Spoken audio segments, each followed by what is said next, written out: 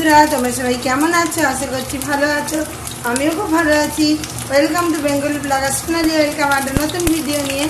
আজকে আমি কী কী রান্না করছি একসাথে তোমাদের দেখিয়ে দিই।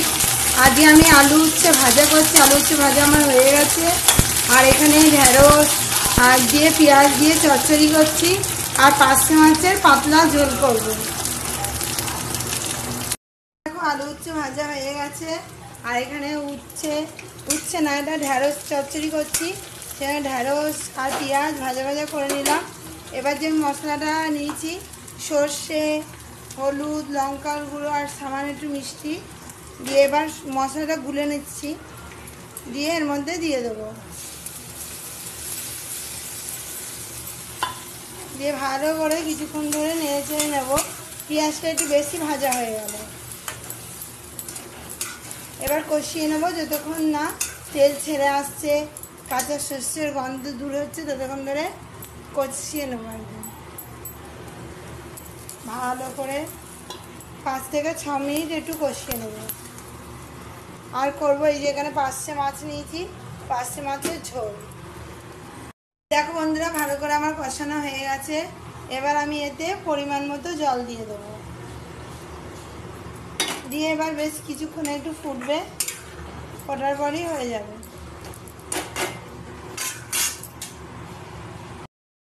ঢেঁড়স চচ্চড়ি আমার হয়ে গেছে।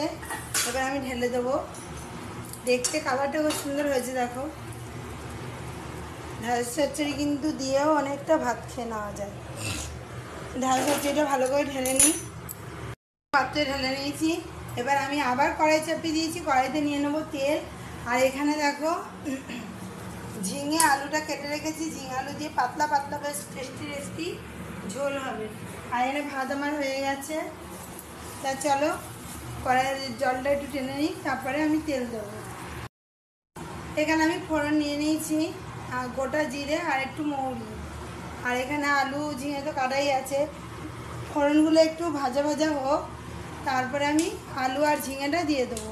আর ততক্ষণ এই পার্শে মাছগুলো থালাতে তুলে নিই। পার্শে মাছের ঝোল খেতে কিন্তু খুব ভালো লাগে। পাতলা ঝোল, যে কোনো মাছের পাতলা ঝোলটাই খেতে বেশি ভালো লাগে। আপনাদের কার কার ভালো লাগে কমেন্টে জানাবেন কিন্তু। এখন কয়েকটা পার্শে মাছ নিয়ে নিলাম।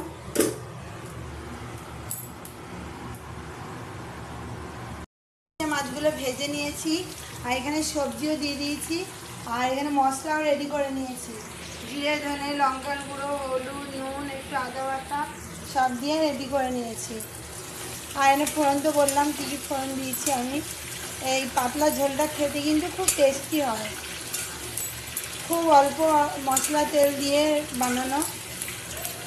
একটু ঢাকা দিয়ে দেবো, তাহলে তাড়াতাড়ি এটা মজে উঠবে। সকাল উঠে মেয়ের সেলাই নিয়ে বসে পড়েছিলাম। আর সূর্য যে কখন মাথার উপর উঠে গেছে টেরই পাইনি।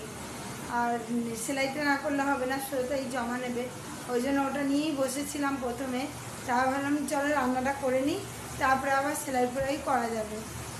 ট্রে ক্লথ বানাচ্ছি, তা রান্নাটা করে নিই।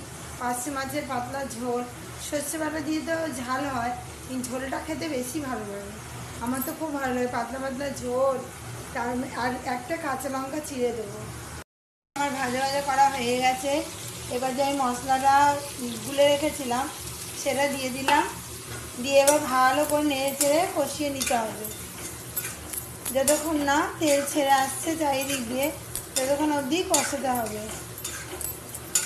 তবে তো পাতলা ঝোল খেতে ভালো হবে। আর কয়েকটা কাঁচা লঙ্কা নিয়ে আসবো। দেখো ঝোল কষাতে কষাতে এর মধ্যে আমি 3টে লঙ্কা এরকমভাবে ফালি দিয়ে নিলাম বটিতে করে। আর দেখো ভালো করে কষিয়ে নিয়েছি। আর একটুখানি কষাবো, তেল ছেড়ে দিয়েছে, দাও আর একটু কষিয়ে নেবো। আর যত কষাবো ঝোলটা স্বাদও দ্বিগুণ বেড়ে যাবে। হয়তো বলবে ঝোলটা খেয়ে যদি হাতই না খেতে বললো যে ভালো হয়েছে, সেই ঝোল খেয়ে তো কোনো মানে নেই। ভালো করে ঝোলটা রান্না করলে একটা পদ দিয়েই তোমার ভালো খাওয়া হয়ে যায়। ধরো চারিদিকে আমার তেল ছেড়ে দিয়েছে।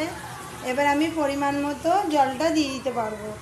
আর একটু জল লাগবে, যেহেতু এটা আমি পাতলা পাতলা ঝোল খাবো সেজন্য জলটা একটু বেশিই লাগবে। আর একটু জল নিয়ে আসবো কল থেকে। আমি এই স্কুল আজ যাইনি, যেহেতু বাংলা বন্ধ, ওর কেউই যাবে না স্কুলে, অনেকেই আসবে না স্কুলে, বাসও ছাড়বে না, ওই জন্য আমিও ভাবলাম যে পাঠাবো না।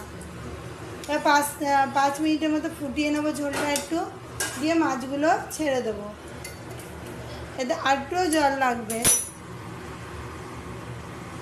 দেখো এরকম পরিমাণ জল দিলাম। এবার এটা ঢাকা দিয়ে দেবো, 5 মিনিটের মতো ঢাকা দিয়ে রাখবো, তারপরে মাছগুলো ছেড়ে দেবো। ঢাকাটা খুলে এবার মাছগুলো দিয়ে দেবো, দিয়ে আবারও 5 মিনিট ফুটিয়ে নিয়ে ঝোলটা তাহলে কমপ্লিট। ঝোলটা অনেকটা টেনে গেছে, সব কটা মাছ ঝোলের মধ্যে দিয়ে দেবো, দিয়ে ভালো করে একটু খুন্তিটা দিয়ে বা হাতা দিয়ে নেড়ে নেব। দেখো মাছগুলো আমার সব দেওয়া হয়ে গেল। এবার আমি ঝোলের মধ্যে মাছগুলোকে এইভাবে দিয়ে নেব, তাহলে ঝোলগুলো ঢুকবে মাছের মধ্যে। আর একটু ফোটাতে হবে, তবে ঝোলে মাছগুলো, না হলে ঝোল লাগবে না, নুন যা যা দিয়েছি মশলাপাতি সব ঢুকবে না। আবার 5 মিনিট একটু ফুটিয়ে নেব। বন্ধুরা ঝোল আমার হয়ে গেছে। ধনেপাতা দেবো, মানে শুকনো ধনেপাতা, জলে ভিজালেই টাটকা হয়ে যাবে। শুকিয়ে গেছে কিন্তু, এবার ধুয়ে নেবো আমি, ধুয়ে তারপরে কুচিয়ে নেব। দেখো বন্ধুরা ঝোল আমার কমপ্লিট। আর এখানে শুকনো ধনেপাতা দেখো কতখানি টাটকা হয়ে গেছে, কুচি কুচি করে নিয়েছি। এবার ঝোলটা আমি ওই ধনেপাতার মধ্যে ঢেলে দেবো, কতটা টাটকা হয়ে যাবে দেখবে। আর ধনেপাতা না দিলে ঝোলটার মানেই দাঁড়ায় না। দেখো বন্ধুরা কত সুন্দর ঝোলের কালার এসছে, আর একদম অল্প তেল মশলা রান্না। আর যে কোনো পাতলা ঝোল অল্প তেল মশলারই রান্না করতে হয়। দেখো ধনেপাতাগুলো দেখো, মনেই হবে না শুকনো ছিল, একদম টাটকা হয়ে আছে। বন্ধুরা ঝোলটা দিয়ে আমি দুটিখানি ভাত নিলাম, যে খেয়ে দেখি তোমাদের জানাই যে কেমন স্বাদ হয়েছে।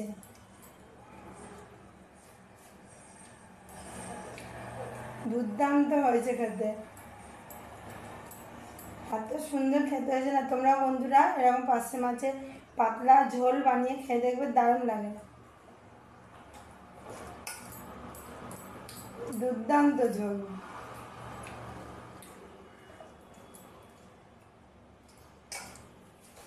আর ধনেপাতাগুলো সব টাটকা টাটকা হয়ে গেছে।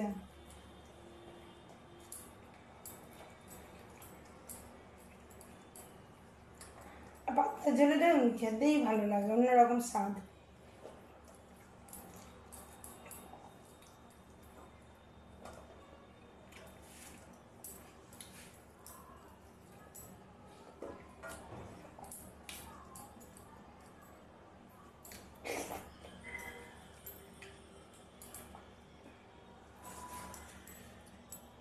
রান্না বান্না হয়ে গেল। এবার হাঁড়িটা এই উপরটা তুলে দিই, ফ্যানের গামলাটা বের করে দিই, দিয়ে এই জায়গাটা মুছে পরিষ্কার করে নিই।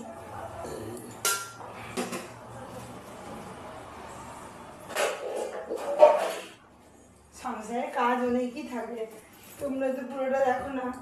ছেলেমেয়ে নিয়ে স্কুল যাওয়া, বাজার হাট করা, সবই করা হয়।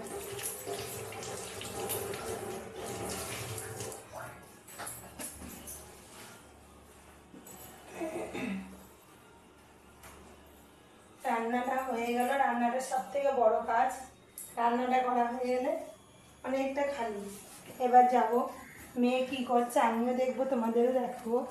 স্কুল যায়নি, স্কুল না যাওয়ার জন্য আজ ঘরেই বসে কী করছে তোমাদের দেখাবো।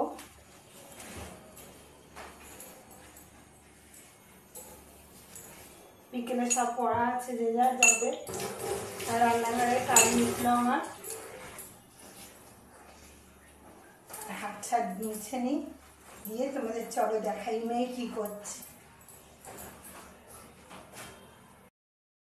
চারিদিকে ছিটিয়ে কি করেছে, আর ইনি এই যে এইখানে এইখানে এর তলায় দেখো দেখো কি যে করছে দেখি। পুতুলের খাট বানিয়েছে দেখো, পুতুলের খাট বানিয়েছে। পুতুল কই? পুতুলের দেখা নেই, পুতুলের খাট বানিয়েছে। আর চারিদিকে দেখো দেখো পুতুলকেও সাজিয়েছে দেখো। বাড়িতে থাকলেই এরকম করবে দেখো, পুতুলকে গয়না গাটি পরিয়ে সাজিয়েছে, আবার নাচ করাচ্ছে। আমি আমার ঘরে ঢুকে যাচ্ছি, ঠিক আছে? ও এখন ঢুকবে না, ও এখন বাইরেই বসে থাকবে। এখন আমি খাটটা ওর বড় বড় পুতুলও আছে, এটা ছোট পুতুল নিয়েও খেলে। আর দেখো কি যে কি রোদ না, আবার ঘরে এসে ফ্যানটা চালিয়ে দিলাম, চালিয়ে একটু শুয়ে পড়েছি। আর ভালো লাগছে না, গরম করছে, প্রচুর গরম। হ্যাঁ রান্না হয়ে গেছে, রান্নাটাই তো বড় কাজ। একটু ল্যাট খেয়ে নিই, তারপরে আবার কাজ বাজে হাত দেবো। আর রান্নাটা হয়ে যাওয়া মানেই সব থেকে বড় কাজ হয়ে যাবে। তারপরে আবার সেলাইটা করা আছে, ছেলের পড়া ধরবো, ছেলে বিকেলে পড়তে যাবে, পড়াশোনা করানো আছে, এইসব কাজগুলো তো চলতেই থাকবে। আর ও রোদের মধ্যে দেখুন ওইখানে বসে খেলছে, কোনো মানে হয়? যেটা নিয়ে সময় গেল, এখন সেলাই করছি আমি। এখানে ফুল আঁকা আছে সব, এখানে একটা ফুল, এই ফুলটা হয়েছে, আর এইখানে এই ফুলটা হয়েছে। আর এটা করছিলাম, করতে করতে রান্নাঘর চলে গেলাম। 4টে ফুল মানে আবছা আবছা তৈরি হলে দেখতে পাবেন। এটা এখানে একটা ফুল আছে, দেখুন আবছা আবছা ফুল। এখানে একটা ফুল আছে, এখান তো ফুলটা দেখছেন।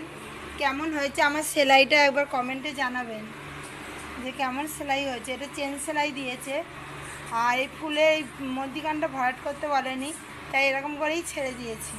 আর এই ফুলগুলো সব করব। আর এখানে এটা বেগনি ফুল করব, সেখানে সুতোর সব দিয়ে রেখে দিয়েছি। এটা একটু পরে করব, কারণ আর ভালো লাগছে না রান্না করে এসে। এনে সব রেডি করে রেখেছি এর তলায়, পরে এসে করব। আবার লেসও লাগাতে হবে। আর বাইরে রোদের তেজটা একবার শুধু দেখুন, কত রোদের তেজ। আর ইনি এইখানে বসে, এই এত রোদ এখানে বসেছিস কেন? ঘরে চ। হ্যাঁ রোদে গরম লাগছে না? কি কাজ বাকি? ঘরে থাকলেই তো যত খেলা করা। ছুটি পেয়েছি তা খেলবো না বন্ধুরা? কেন, পড়াশোনা তো করলেও হয়, বিকেলে পড়া আছে। বন্ধুরা আজকের মতো ভিডিও আমি এখানেই রাখছি।